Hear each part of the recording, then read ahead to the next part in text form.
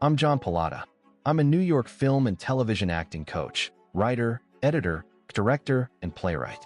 Early in my career, I studied with some of the best acting teachers in the business. Legends like Stella Adler, Uta Hagen, Bobby Lewis, Austin Pendleton, and at the Lee Strasberg Institute. Now I train actors just like you how to work in front of a camera. That's my specialty. I've been doing it for 30 years. Why? It's been said that the best way to become a good actor is to act on stage. And that's what most acting classes do teach you to be a good theater actor. The only way to become a good film or TV actor is to act in front of a camera, on a set. Today's A-list movie and TV stars develop their skills over decades of work. I can teach you the same skills in a fraction of the time in my weekly on-camera classes. That's why I've been nominated 18 times by backstage readers just like you. Don't wait for a lucky break to get time on a real set. Directors hire actors who will hit the ground running. Actors who will hit their marks, create a real, emotional connection with their scene partners, and nail the scene with zero rehearsal. Act to the intimate scale of the camera and dozens of other skills and techniques you'll never learn in a typical acting class. And while you're learning, you'll be creating filmed, edited scenes, complete with background music that you can use in your first reel. If you've come this far, you probably know it can take months or even years to chase down your footage from student or indie films.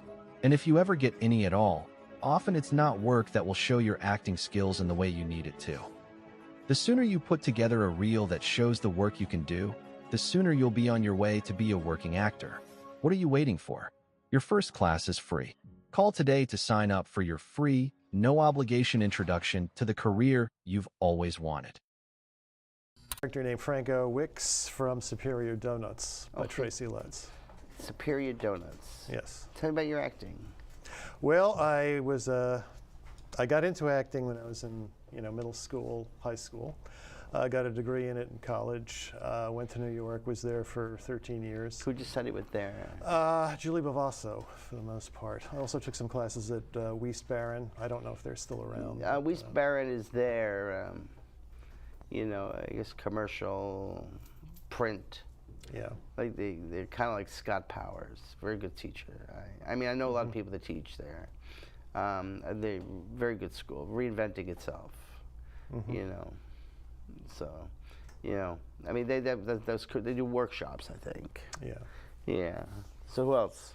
I studied with Pat McCorkle there. When I was in college, I was able to study with Lynn Meadow from the Manhattan Theater Club. She taught a course at our university. Okay. Yeah. And since I've been here, I've been studying at Shakespeare Theater Company. All right. So what you working on here? Here, like in front of us. Franco Wicks. Okay. And what's happening? He's a blue-collar guy from Chicago. He had dodged the draft during the Vietnam War, went to Canada, and that caused a terrible split with his father. He went there, lived there a number of years, didn't come back until long after, and his father had been dead by that time, and which is in large measure what this monologue is about. Okay. So, at any rate, he gets stoned a lot. I'm going to ask something.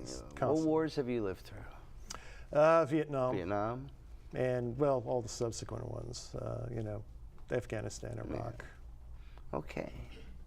All right, so let's try it.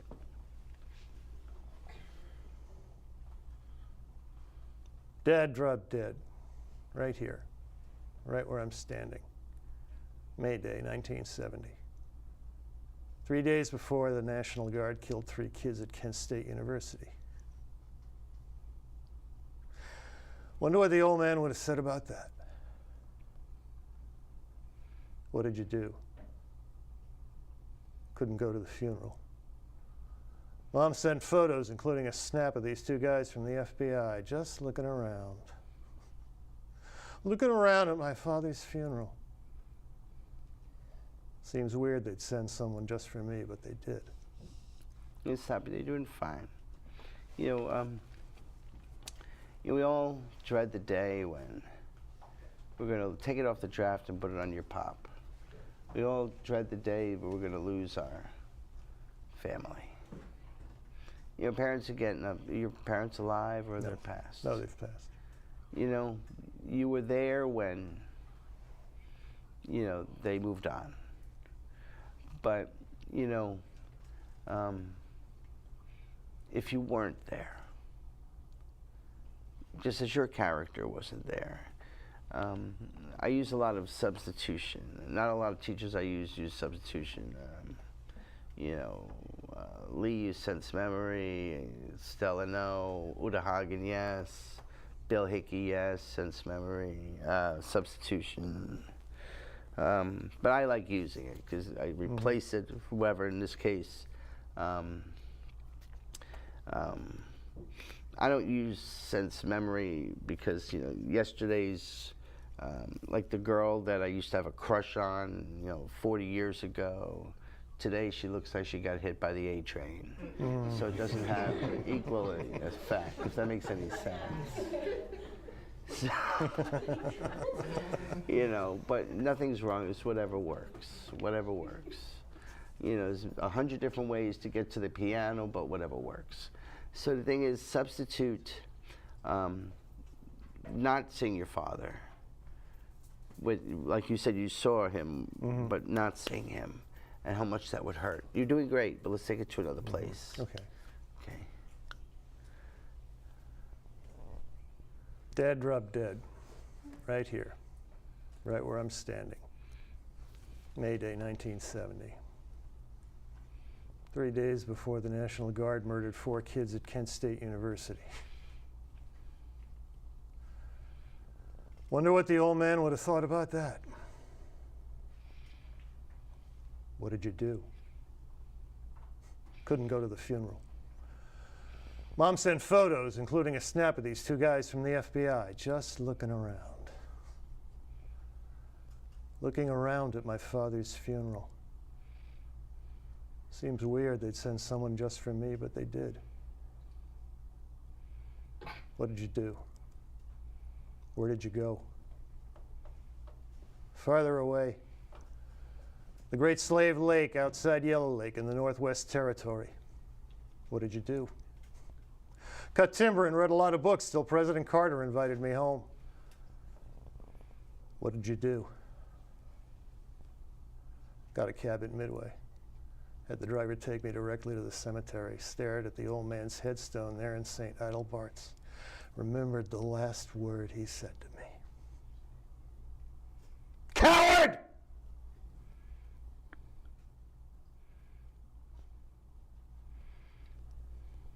Coward.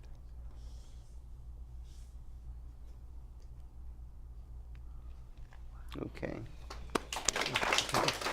Thank you. You know, sometimes I have a lot to say, sometimes I don't have anything to say. You know, I may say it, you know, when I'm on the train going home, saying, Stan, she said that. You know, but that was very, very, you're good. Like I said, sometimes I may not have anything to say, but that was very, very moving. I saw the connection. You know, sometimes, you know, people don't need transformation when it's already transformed. I saw a father, I saw focus, I saw tremendous connection. I saw long hair with a bandana, and, you know, someone that didn't want to be and get called to, you know, serve this country. Why should we? You know what I mean? I mean, I'm just saying, just someone that didn't want to. You know, I saw that, so. You know, I mean, maybe next time I'd look for dimensions.